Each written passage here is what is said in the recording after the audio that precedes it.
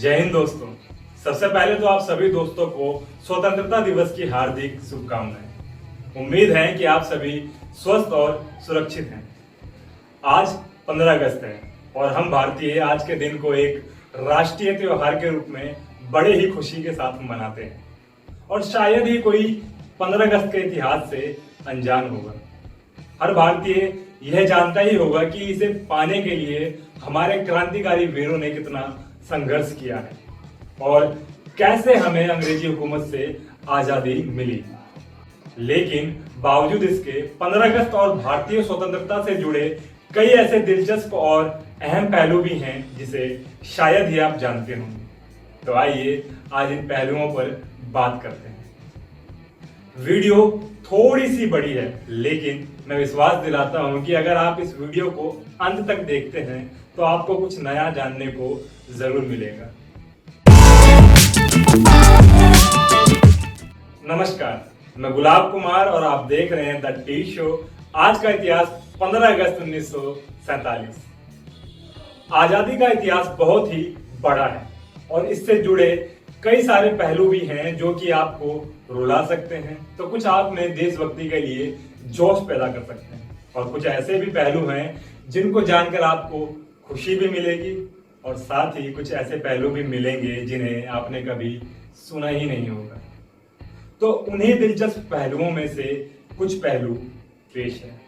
पहला, द्वितीय विश्व युद्ध से अंग्रेजों के कदम बिल्कुल लड़खड़ा गए थे। दूसरा विश्व युद्ध यूं तो पूरे विश्व के लिए ही दुर्भाग्यपूर्ण था, लेकिन ब्रिटिश सरकार को इससे नुकसान थोड़ा सा ज्यादा हुआ। दरअसल इंसानी उपज की सबसे बड़ी आपदा यानी कि दूसरे विश्व युद्ध के सैलाब में कई सारे ब्रिटिश सैनिक और ब्रिटिश पैसा दोनों ही डूब गए थे। ब्रिटिश ताकत ने बहुत लंबे समय तक हिंदुस्तान पर अपना वर्चस्व बनाए हुए रखा था, लेकिन अब हालात बिगड़ते जा रहे थे। भारत के लोग उस समय पूरे जोश में आ चुके थे और अंग्रेजों से डटकर सामना करने के लिए तैयार थे। उन्हें हिंदुस्तान से भगाने के लिए उनके सामने खड़े थे। अंग्रेजों के हाथों से भारत अब लगभग फिसलता हुआ जा रहा था। उन्हें अंदाजा हो चुका था कि वे अब और अधिक समय तक यहाँ राज नहीं कर सकते, जिस वजह से एक तरफ ब्रिटिश अधिकारी खौफ में आकर वापस अपने देश की ओर भाग चुके थे, वहीं दूसरी तरफ विश्व युद्ध ने उनकी कमर तोड़ दी थी। वे बहुत कुछ खो चुके थे। उनके पास सैनिक कम हो गए थे। उनके पास इतनी ताकत ही नहीं बची थी कि वो इतने बड़े हिंदुस्तान पर और अधिक समय तक शासन कर पाते। उन्हें अंदाजा लग चुका था कि अब यहां से निकलने में ही उनकी भलाई है। दूसरा, परिस्थितियों को भांप चुके थे अंग्रेज। इतिहास पर नजर डालेंगे तो पता चलेगा कि आज का हिंदू मुस्लिम दंगों की नींव आजादी से पहले ही रख दी गई। 1946 से ही भारत में हिंदू मुस्लिम की लड़ाइयां शुरू हो गई थी। जगह जगह दंगों की शुरुआत होने लगी, जिस वजह से भारतीय लोगों का गुस्सा अंग्रेजी हुकूमत के खिलाफ और अधिक बढ़ने लगा था। अंग्रेजों ने इसे रोकने की खूब कोशिश की, लेकिन वे विफल रहे। उनका कोई भी चाल कामयाब नहीं हो सका। उल्टा भारतीय लोगों में ही क्रांति की हुंकार तेज होने लगी। अंग्रेज अब बहुत डर चुके थे। उन्हें खुद के अस्तित्व पर खतरा नजर आने लगा था। इन हालात पर कैसे काबू पाया जाए उन्हें समझ ही नहीं आ रहा था। अंततः वो मजबूर हो चुके थे भारत को आजाद करने के लिए। इसी बीच देश में बंटवारे की चर्चाएं भी गर्म हो चुकी थी। आखिर में अंग्रेजों को अपने घुटने टेकने ही पड़े और उन्होंने भारत को आजाद करने का ऐलान कर दिया। ब्रिटिश भारत को आजाद करने के लिए तैयार हो गए थे और उन्होंने इसके लिए जून 1948 तक की मोहलत मांगी थी। तीसरा, लुईस माउंटबेटन का भारत आना।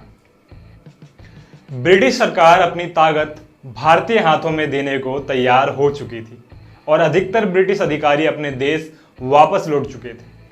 तब अंत में लुईस माउंटबेटन को अंग्रेजों के बचे हुए शासनकाल को खत्म करने की जिम्मेदारी दी गई। लुईस माउंटबेटन को तब तक भारत में रुकना था जब तक कि भारत वापस अपने पैरों पर खड़ा ना हो जाए।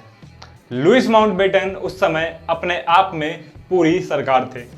लुईस माउंटबेटन जब भारत आए उस समय हिंदू मुस्लिम लड़ाई काफ़ी बढ़ चुकी थी। कई लोग रोजाना मारे जा रहे थे तो कई लोग बेघर हो रहे थे। लुइस माउंटबेटन की जिम्मेदारी थी कि वह इन दंगों को ख़त्म कराएं।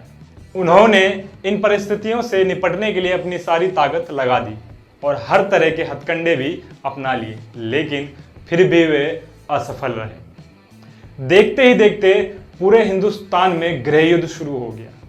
लोग एक दूसरे को मारने लगे।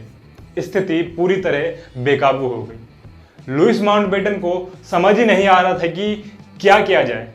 इन दंगों की वजह से उन्हें अपने जान का खतरा महसूस होने लगा और फिर उन्होंने आनन फानन में 15 अगस्त 1947 के दिन को भारत की आज़ादी का दिन घोषित कर दिया। उन्होंने सोचा था कि आज़ादी की इस खबर से हिंदुस्तान में दंगे खत्म हो जाएंगे, लेकिन उनका यह दाव भी उल्टा पड़ चुका था। चौथा, भारी पड़ी लुइस माउंटबेटन की जल्दबाजी। जल्दबाजी में लुइस माउंटबेटन ने कह तो दिया था कि 15 अगस्त 1947 को भारत को आज़ाद कर दिया जाएगा, लेकिन उनका यह फैसला सोचा समझा नहीं था। यह इतना आसान नहीं था जितना कि उन्हें लग रहा था। वो बात और है कि माउंटबेटन खुद जल्द से जल्द भारत से जाना चाहते थे। एक किताब फ्रीडम एट मिडनाइट में लुइस माउंटबेटन ने बताया कि 15 अगस्त की तारीख उन्होंने गलती से बोल दी थी। उन्होंने 15 अगस्त को इसलिए चुना था क्योंकि 15 अगस्त को जापान के विश्व युद्ध में किए गए आत्मसमर्पण की दूसरी वर्षगांठ थी। लुइस माउंटबेटन को यह बात इसलिए याद थी क्योंकि जापान के आत्मसमर्पण के समय वह वहीं पर मौजूद थे। इसके बाद लुइस माउंटबेटन ने आज़ादी का बिल पार्लियामेंट में रखा, जिसे जल्द ही पास कर दिया गया। अंततः भारत अब आज़ाद होने को तैयार था। भारत को उसकी सारी ताकत वापस दे दी गई थी। रात के जिस वक्त आधा हिंदुस्तान सो रहा था, उसी समय भारत को आज़ाद करार किया गया। पंडित जवाहरलाल नेहरू ने लाल किले पर जाकर 3 रंगों से सजा भारतीय तिरंगा पहली बार लहराया था। आज के लिए बस इतना ही।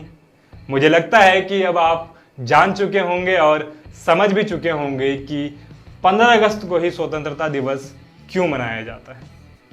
घर पर रहें, सुरक्षित रहें और ऐसे ही दिलचस्प घटनाओं को और इतिहास को जानने के लिए या फिर किसी अन्य टॉपिक पर आप वीडियो चाहते हैं तो हमें कमेंट कर ज़रूर बताएं।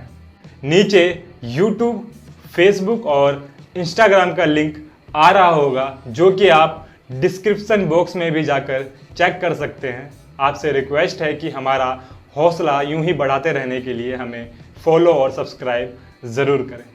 और हाँ, अगर ये वीडियो आपको पसंद आती है तो इसे शेयर करना बिल्कुल भी ना भूलें। धन्यवाद। जय हिंद।